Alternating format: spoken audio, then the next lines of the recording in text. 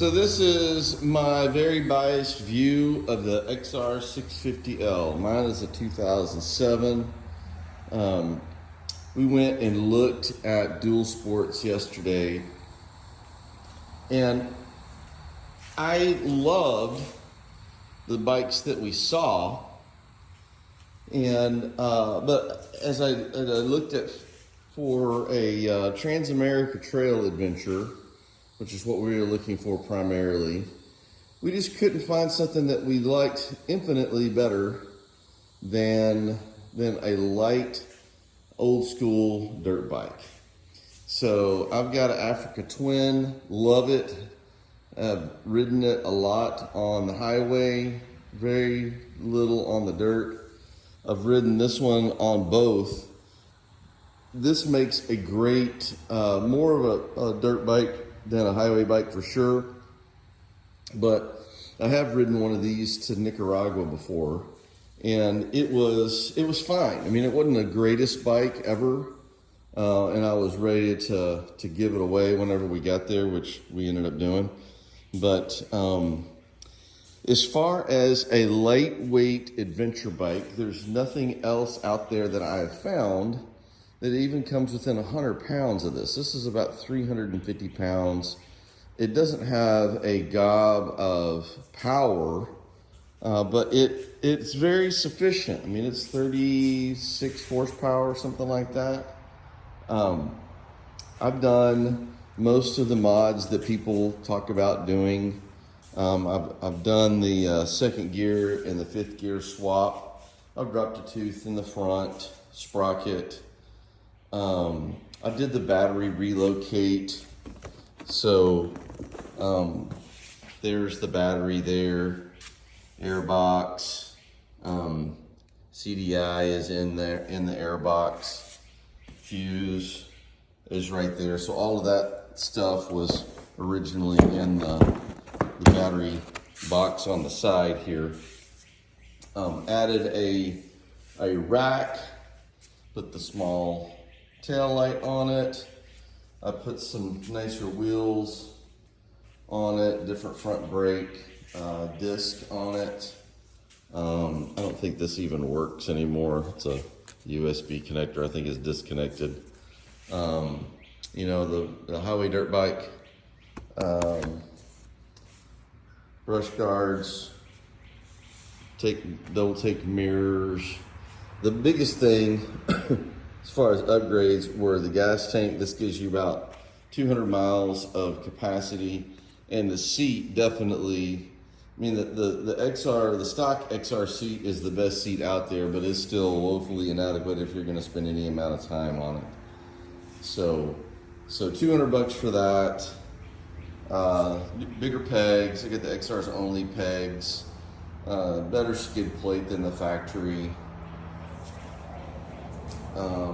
I'm just kind of doing a little walk around here to try to see anything else that maybe we've done. Stock header, aftermarket exhaust. It came like this whenever I bought it. It's got a great sound to it. I don't think I did. I can't see anything else on this side that I have upgraded. So for the price, you know, you can buy these, you know, in the $3,000 to $4,000 range all day long. Buy a new one and you're spending $10,000, and there's nothing new on these things except for the color. Mine has about 15,000 miles on it. Like I said, I did pull the motor on it to do the gear swaps. That made a good difference. I don't think it is any magic difference on this, but I really think the weight of these is one of the most deciding factors on this versus a new one. That and the price. And I've got lots of toys, and I don't really, you know, price is not the only reason why I purchased something, but I believe, so we rode an Aprilia, or we tried to ride an Aprilia yesterday. It was $12,000. It looked beautiful, but it's an Italian-made motorcycle. We've ridden the Tenere, Tenere was lots more speed, lots more horsepower, lots more accoutrements, but it weighs 100 pounds more. We rode the Trans Alp, loved both of those motorcycles, have nothing terrible to say about them at all. But with the fairing and everything on them, it just added up to another 100 pounds of motorcycle to ride down gravel roads. Now the Trans-America Trail is primarily dirt roads. Now if you were going to ride to Port Orford, Oregon, and then turn around and slab home, wherever that is, then Africa Twin would be a better choice, or a Trans Alp, or any of those bikes would be a better bike than these.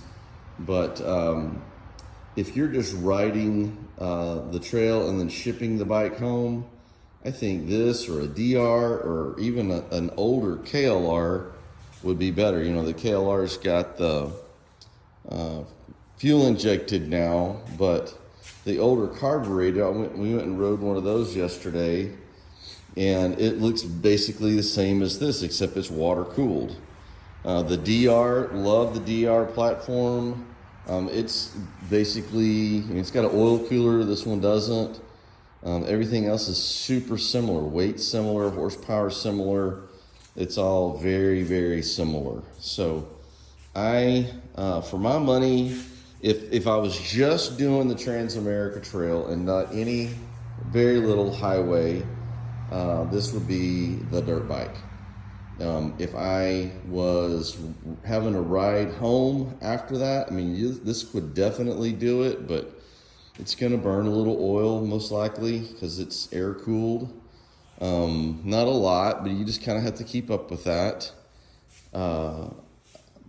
It's just not, it's not the best tool to go down the highway, but I rode 2,500 miles, all highway, to Nicaragua on one, so it can be done. We had a big windscreen on them whenever we did that, and that made a ton of difference. But it's a thumper, and it's not going to go 90 miles an hour. I mean, it's happy about 55. It'll go 65.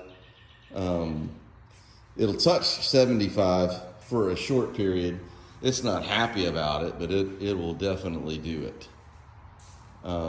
So I think for a very specific purpose, this is what I would choose and what I would recommend. Having done some pretty good riding, I would rather pick up 100 less pounds, and I would rather drop a $3,000 bike than a $15,000 bike. And you're going to drop it a few times. So, and this one's been dropped many times, and it's survived. So that's kind of my take on the XR650, and this would go as well for the KLR 650 or the DR 650. KLR, a little bit better for the street.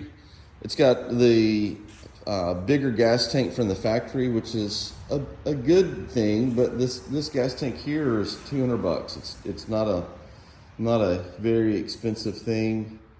The DR's got an oil cooler. That's a little nice, it's not, a deal breaker for me one way or the other. But the other thing that I'll tell you one more quick story. The clutch on my son's fried out in the desert of Nevada, and I found a guy out in San Francisco, Steve, thank you, Steve, that literally shipped me a clutch.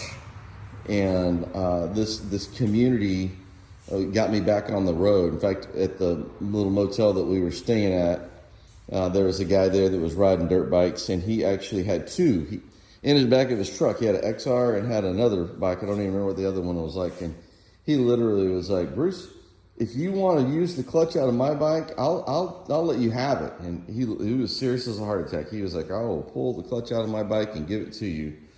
But Steve had already shipped the other clutch to us, and we put new plates in it and a couple of new springs, and that got us back on the road. So anyway, if you have any questions, post them in the comments. Be glad to talk about it with you. Talk to you later.